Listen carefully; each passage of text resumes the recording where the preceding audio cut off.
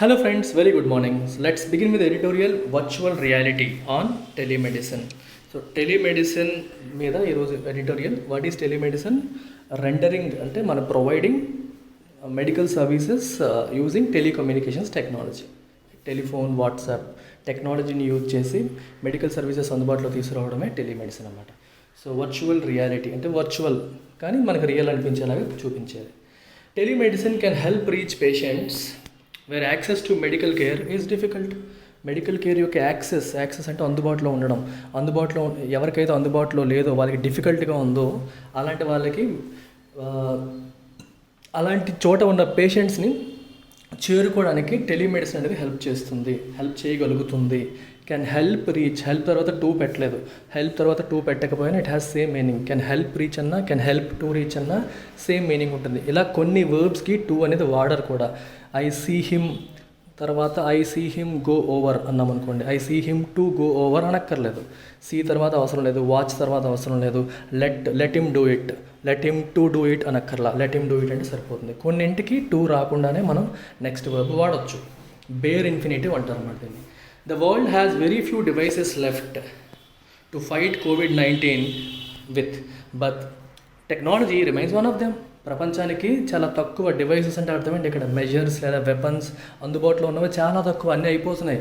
ఈ COVID-19తో చేస్తున్న ఈ యుద్ధంలో మనకి చాలా తక్కువ వెపన్సే మిగిలాయి, చాలా తక్కువ డివైసెస్ మిగిలాయి. But technology remains one of them. అందులో టెక్నాలజీ ఒకటి. Whether it is the employ of state-of-the-art technology in the discovery of cures or vaccines, or traditional technology services to enhance healthcare and consultations, or even tools that can keep people at home occupied or productive, it is clear that technology will serve humanity at one of its darkest moments. అంటే ఏ రకంగా technology మనకు ఉపయోగపడుతుందని చెప్తూ ఒక 3-4 కారణాలు చెప్పారు. మొదటి చూడండి, it is the employ of state of the art technology in the discovery of cures or vaccines మరియు చికిత్సలు కనిపెట్టడంలో ఉపయోగించిన state of the art technology. ఇక్కడ ఎంప్లాయ్ అంటే అర్థం ఏంటి? ఎంప్లాయ్మెంట్ ఆఫ్ అంటే యూజింగ్, దేన్ని యూజ్ చేశారు? State of the art technology. ఎందులో? In the discovery of cures or cures మరియు వ్యాక్సిన్స్ని డిస్కవర్ చేయడంలో, కనిపెట్టడంలో దీన్ని ఉపయోగించడం అయితేనేమి, లేదా traditional technology services to enhance health care and consultations, regular consultations మరియు హెల్త్ కేర్ని ఎన్హాన్స్ చేయడం అంటే ఇంకా ఇంప్రూవ్ చేయడానికి వాడుతున్న ట్రెడిషనల్ టెక్నాలజీ సర్వీసెస్ కానీ, or even tools that keep people at home occupied or productive. ఇంట్లో ఎవరైతే ఇప్పుడు లాక్డౌన్ వల్ల ఇళ్లలో ఉంటున్నారో వాళ్ళని ఆక్యుపై చేయడానికి, అంటే ఇంటర్నెట్ ద్వారా మనం యూట్యూబ్ లేదా ఓటీటీ సర్వీసెస్, నెట్ఫ్లిక్స్, అమెజాన్ ఇలాంటివి వాడి టైం పాస్ చేసుకోవడం కానీ, లేదా ప్రొడక్టివ్ అంటే ఏంటి? ఇంట్లో ఉన్నా సరే కాంట్రిబ్యూట్ చేయడం, like work from home. IT professionals ఇంట్లో ఉన్నా కూడా వర్క్ ఫ్రమ్ హోమ్ ఆప్షన్స్ ద్వారా office network, virtual private network ద్వారా ఆఫీస్ నెట్వర్క్కి కనెక్ట్ అయ్యి they still able to contribute to the productivity, right? ప్రొడక్టివ్గానే ఉండగలుగుతున్నారు. It is clear. ఇలా 3-4 కారణాలు చెప్పారు.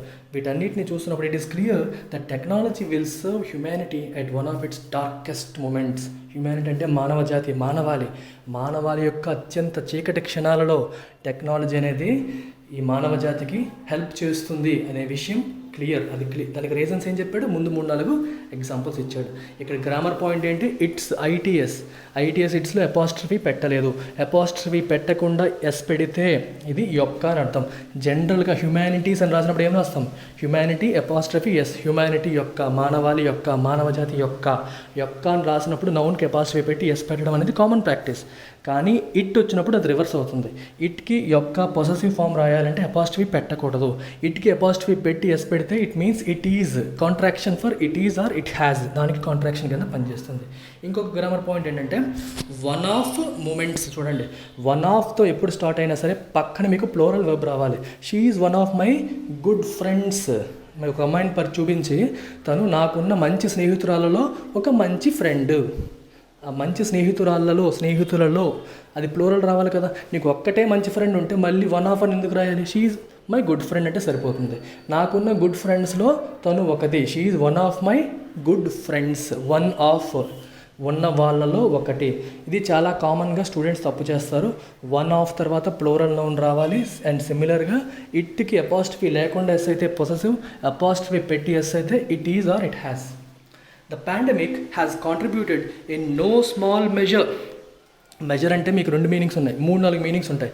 మెజర్ అంటే కొలవడం, వర్బ్గా తీసుకున్నప్పుడు టు మెజర్ అంటే కొలవడం, నౌన్గా తీసుకున్నప్పుడు పరిమాణం, అమౌంట్ అని అర్థం. ఇన్ నో స్మాల్ మెజర్ అంటే అర్థం ఏంటి, తక్కువ పరిమాణం ఏమీ కాదు, ఎక్కువగానే కంట్రిబ్యూట్ చేస్తుందని. ఇంకొక మీనింగ్ ఏంటి, government has taken several measures to contain the pandemic. ఈ పాండమిక్ని అరికట్టడానికి ప్రభుత్వం చాలా చర్యలు, ఆ చర్యని కూడా మనం మెజర్ అంటాం. సో 3-4 మీనింగ్స్ ఇక్కడ వచ్చింది. పరిమాణం, అమౌంట్ అనే meaning. In no small amount to the understanding of the myriad ways. Myriad అంటే టన్స్ ఆఫ్, ల్యాక్స్ ఆఫ్ అంటే చాలా ఎక్కువ అని. Ways in which available technologies have not been put to better use. అందుబాటులో ఉన్న టెక్నాలజీస్ బెటర్గా ఎలా వాడట్లేదు అనే విషయాన్ని మనం అర్థం చేసుకునేలాగా ఈ పాండమిక్ చేసింది. అంటే మనకి ఎన్నో టెక్నాలజీస్ ఉన్నాయి కానీ మనం వాడట్లేదు, నార్మల్ కోర్స్ ఆఫ్ లైఫ్లో వాడట్లేదు. కానీ ఈ పాండమిక్ వచ్చి అందరూ ఇళ్లలోనే ఉండాల్సిన పరిస్థితి రాబట్టి దాన్ని ఇప్పుడు వాడుతున్నాం. And presented people with multiple opportunities to harness these devices. మనకి మల్టిపుల్ ఆపర్చునిటీస్, చాలా ఎక్కువ అవకాశాలని ఇచ్చింది. ఎందుకు? To harness these devices. మనకు అందుబాటులో ఉన్న ఈ టెక్నాలజికల్ డివైసెస్ని, టెక్నాలజీస్ని హార్నెస్ అంటే control and make use of. వీటిని కంట్రోల్ చేసి ఉపయోగించుకునేలాగా చాలా ఎక్కువ అవకాశాలు ఈ పాండమిక్ మనకు కల్పించింది. అంటే మామూలు టైంలో మనకి అవన్నీ వాడాలన్న ఆలోచన రాదు. As they say, necessity is the mother of invention. అవసరం వచ్చినప్పుడే ఆలోచనలు వస్తాయి, ఇంకా ఏదో చేయాలి, మనకి అవసరం వచ్చినప్పుడే దీన్ని ఎలా సాల్వ్ చేయాలన్న ఆలోచన మనిషికి వస్తుంది. ఇప్పుడు అవసరం వచ్చింది, ఎందుకంటే lockdown, we have restrictions on our movement, కాబట్టి ఈ ఆలోచనలన్నీ వస్తున్నాయి. Right? Harness these devices, techniques and methods to get on with life in the time of lockdown ఉన్న ఈ సమయంలో ఈ టెక్నాలజికల్ డివైసెస్ని కానీ, టెక్నిక్స్ని కానీ, మెథడ్స్ని కానీ ఇంకా బెటర్గా ఎలా వాడుకోవాలి, ఎలా యూజ్ చేసుకోవాలి అనే విషయంలో మనకి మల్టిపుల్ ఆపర్చునిటీస్, అవకాశాలను ఇది కల్పిస్తుంది. Among the primary uses is telemedicine. So ఇలాంటి ప్రైమరీ ఈ టెక్నాలజీ యొక్క చాలా ఉపయోగాల్లో ప్రధానమైన ఉపయోగాల్లో ఒకటేంటి, టెలిమెడిసిన్. Rendered ఇన్ఎక్సోరబుల్ now. ఇప్పుడు అది ఆపలేము, అన్స్టాపబుల్ అయిపోయింది. By the temporary paralysis brought on by the freeze on movement మీద ఫ్రీజ్ ఇచ్చారు. సో ఇప్పుడు పేషెంట్కి అవసరమైనా తను వెళ్ళలేని పరిస్థితి, డాక్టర్ కుదిరినా సరే పేషెంట్ దగ్గరికి వెళ్ళలేని పరిస్థితి. సో మూమెంట్ మీద ఫ్రీజ్ వచ్చేసరికి రెస్ట్రిక్షన్. ఫ్రీజ్ అంటే తెలుసు కదా, వాటర్ ద్రవ రూపంలో ఉన్నప్పుడు కదులుతుంది. ఫ్రీజ్ అయిందనుకోండి, కథలు అలా ఆగిపోతుంది, ఎక్కడ ఉన్నది అక్కడే ఆగిపోతుంది. అలాగే ఇక్కడ మూమెంట్ని ఫ్రీజ్ చేశారు. So you should not move, ఎక్కడ వాళ్ళు అక్కడే ఆగాలని చెప్పి లాక్డౌన్ రెస్ట్రిక్షన్స్ వచ్చాయి. ఈ టైంలో ఈ టెంపరీగా వచ్చిన ఈ పెరాలసిస్ అంటే అర్థం ఏంటి, హ్యాండ్స్, లెగ్స్ మనం నచ్చినట్టుగా వాడలేని పరిస్థితి పెరాలసిస్ వచ్చిన వాళ్ళు వాడలేరు కదా, అలా చచ్చుబడిపోయినట్టు ఉండిపోతుంది. సిమిలర్గా ఇప్పుడు మూమెంట్ లేక మొత్తం ఎక్కడ వాళ్ళు అక్కడే చచ్చుబడిపోయినట్టు ఉండిపోయాం.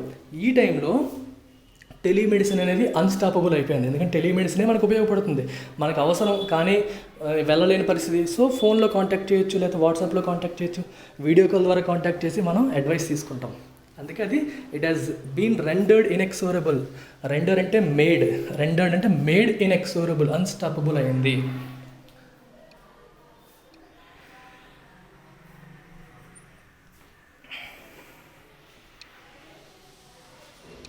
Right.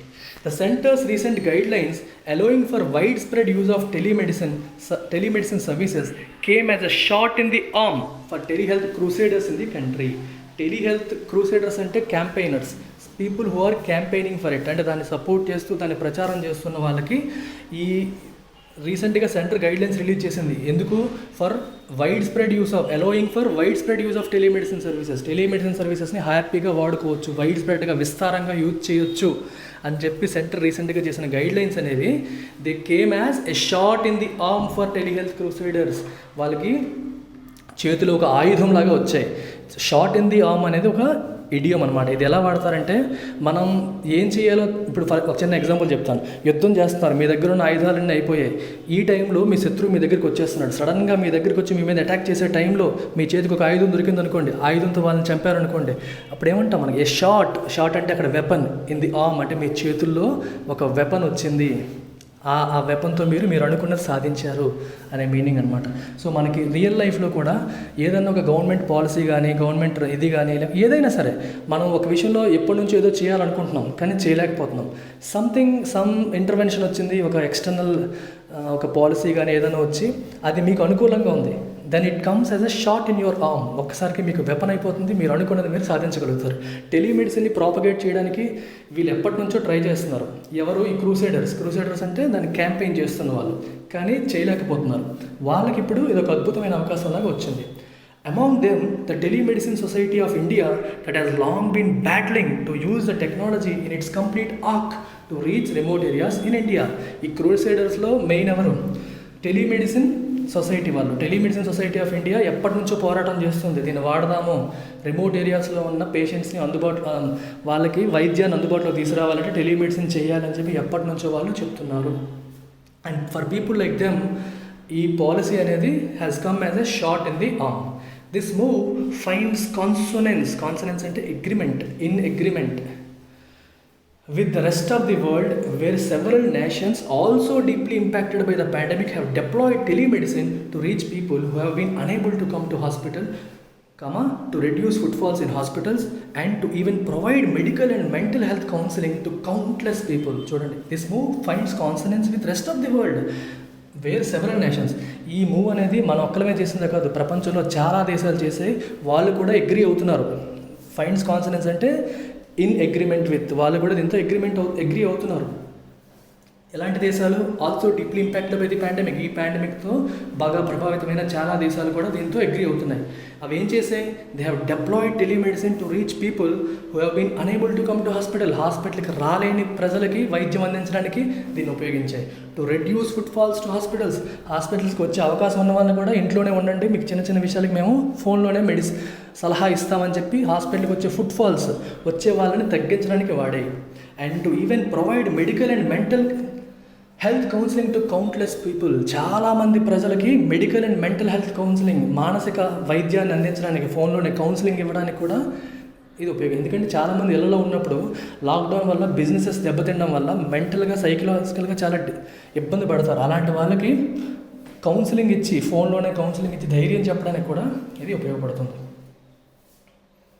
It was way back in 2000 that telemedicine was first employed in India, but the progress has been excruciatingly slow until the pandemic. 2000 సంవత్సరంలో మొట్టమొదటిసారి టెలిమెడిసిన్ అనేది ఉపయోగించారు. బట్ ద పురోగతి has been excruciatingly slow. Excruciating అంటే extremely painful, చాలా painfully slow, చాలా నెమ్మదిగా ఉంది. ఎక్స్క్రూషియేటింగ్ అంటే అర్థం ఏంటి? చాలా ఎక్స్ట్రీమ్లీ పెయిన్ఫుల్ అని. అంటిల్ ద పాండమిక్, ఈ పాండమిక్ వచ్చేంత వరకు అది చాలా చాలా స్లోగా నడిచింది. ఇక్కడ ఫర్ అంటే మీనింగ్ ఏంటి? ఫర్ అంటే ఎందుకంటే, ఇప్పుడు ఇంతకుముందు చెప్పిన దానికి ఇక్కడ రీజన్ ఇస్తున్నారు.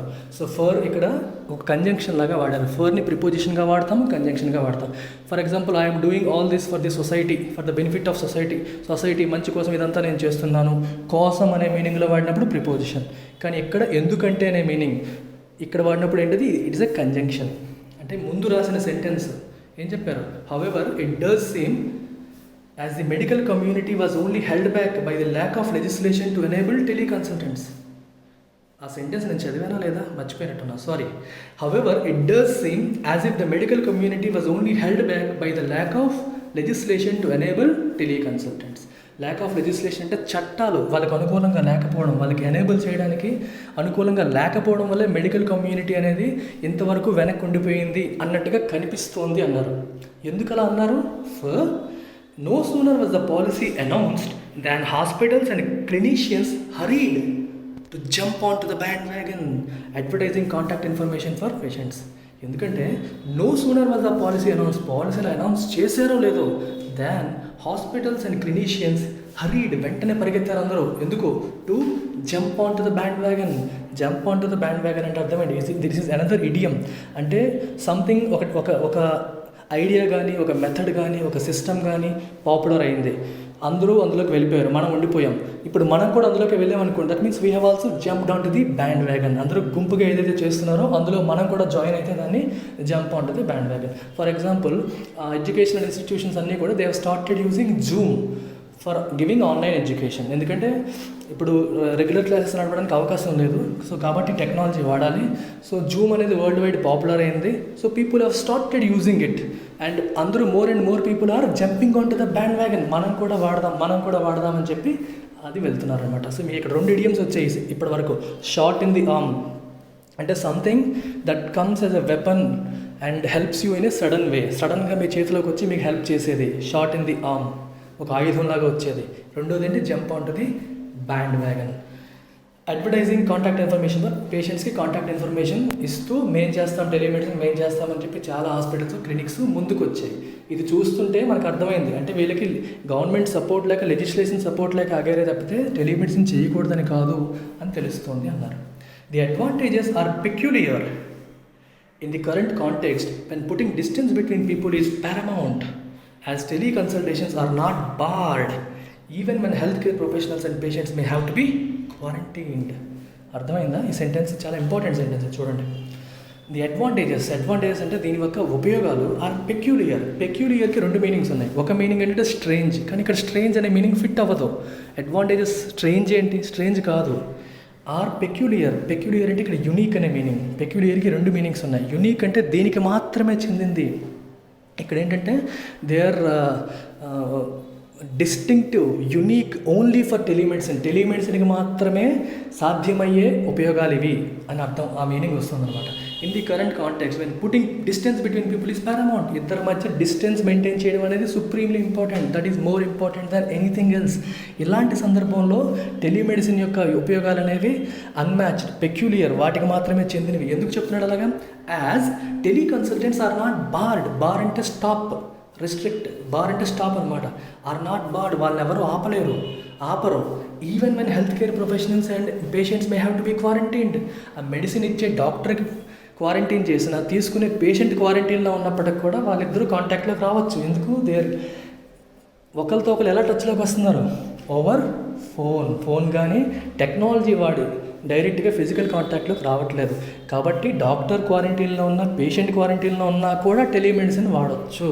అందుకే ఇది ఒక unique advantage that is peculiar only to telemedicine అని చెప్తున్నారు. The advancement of telecommunication capabilities over the years has made the transmission of images and sound files faster and simpler. మనకి వాట్సాప్, టెలిగ్రామ్ ఇలాంటి టెక్నాలజీలో advancement వచ్చిన తర్వాత ఈ image, ఇప్పుడు reports చూడడం కానీ ఇవన్నీ మళ్ళీ కొరియర్ చేయాలి, పోస్ట్ ద్వారా పంపించాల్సిన అవసరం లేదు. ఫోటో తీస్తారు, పంపించేస్తారు. డాక్టర్ ఇమీడియట్గా ఇన్ఫర్మేషన్ వచ్చేసింది, ఇమీడియట్గా చూసి వెంటనే రెస్పాండ్ అయ్యే అవకాశాలు వచ్చాయి. Pilot telemedicine experiments in ophthalmology and psychiatry have proven to be of immense benefit to the communities. కొన్ని పైలట్ ప్రాజెక్ట్స్ చేశారు. ఇందులో ఆప్థల్మాలజీ అంటే కంటికి సంబంధించింది, అండ్ సైకియాట్రీలో కూడా మెంటల్ హెల్త్కి సంబంధించింది. వీటికి చేసిన ఈ పైలట్ ప్రాజెక్ట్ అంటే అర్థం ఏంటి? యాక్చువల్ ప్రాజెక్ట్ కంటే ముందు పైలట్ ప్రాజెక్ట్ చేస్తారు. అంటే చూద్దాం ఏమైనా తప్పులు జరుగుతున్నాయా, కరెక్ట్గా జరుగుతుందా లేదా అని చెక్ చేయడం కోసం తక్కువ మందితో చేసే ఒక చిన్న ప్రాజెక్ట్ని, ఎక్స్పెరిమెంట్ని మనం పైలట్ అంటాం. అందులో have proven to be of immense benefit. Immense అంటే చాలా ఉపయోగపడతాయి ప్రజలకి, ప్రజలకి చాలా ఉపయోగపడతాయని చెప్పి నిరూపితమైంది ఈ పైలట్ ప్రాజెక్ట్స్లో. Telemedicine's time is here finally. Telemedicine యొక్క టైం వచ్చేసింది చివరగా. అక్కడ టెలిమెడిసిన్కి అపాస్ట్రఫీ పెట్టాడు. సో రెగ్యులర్ నౌన్స్ అన్నిటి కూడా అపాస్ట్రఫీ పెట్టే రాస్తాం.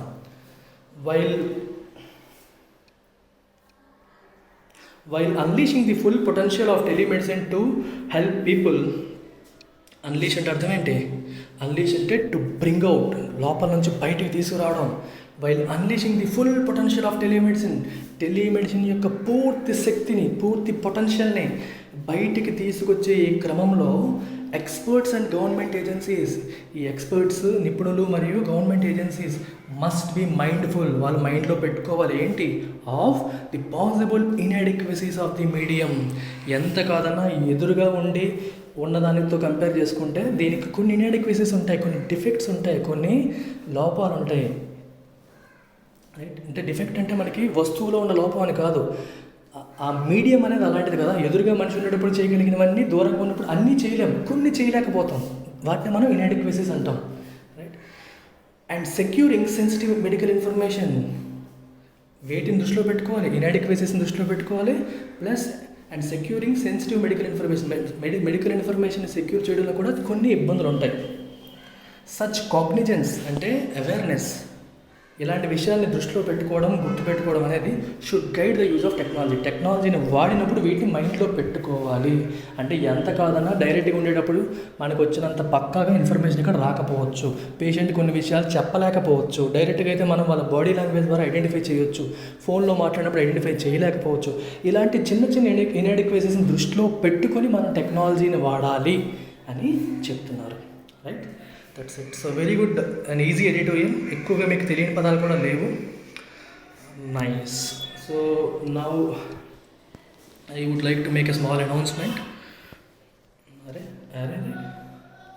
Right. So LTEX classes, Bank, SSC, Railway, Civils Foundation, we are offering coaching for all these competitive exams. ఎల్టెక్స్ classes యొక్క స్పెషాలిటీ ఏంటంటే with a single fee we cover all courses. ఒకటే institute ఇప్పుడు బ్యాంక్కి వేరేగా, ఎస్ఎస్సికి వేరేగా కోర్స్ వైజ్ ఫీ స్ట్రక్చర్ లేదు, ఒకటే fee. Offline model నడుపుతున్నప్పుడు 10,000 రూపీస్కి మీకు ఈ స్క్రీన్లో కనిపిస్తున్న అన్ని కోర్సెస్కి కూడా మేము కోచింగ్ ఇచ్చేవాళ్ళం. ఎంతవరకు? Unlimited time till you get job with unlimited online tests and guidance. ఇప్పుడు ఏం చేస్తున్నామంటే ఆన్లైన్ కోర్స్ లాంచ్ చేసేసాం. Whatever you are seeing on the screen, all of them are available online at a very nominal fee of 6,000 rupees. మీరు విన్నది కరెక్టే, 6,000 రూపీస్కి unlimited time, 3 months, 4 months, 5 months, there is no restriction. Everyday live classes conduct చేస్తాను, మీరు join అవ్వచ్చు. Screen మీద కనిపిస్తున్న phone numbers దేనికన్నా మీరు కాల్ చేసి if you are interested let them know, they will tell you the procedure. So the fee is only 6,000. In fact ఈ టైంలో ఇబ్బంది పడుతున్న టైంలో ఐఎమ్ గివింగ్ 2 installments ఆల్సో. 3,000తో మీరు జాయిన్ అవ్వచ్చు. 1 month తర్వాత ఇంకో 3,000 కట్టి ఇంకా మీరు అన్లిమిటెడ్ మెంబర్ అయిపోవచ్చు. ఎంతవరకు సార్ అంటే మీకు టైం లిమిట్ లేదు.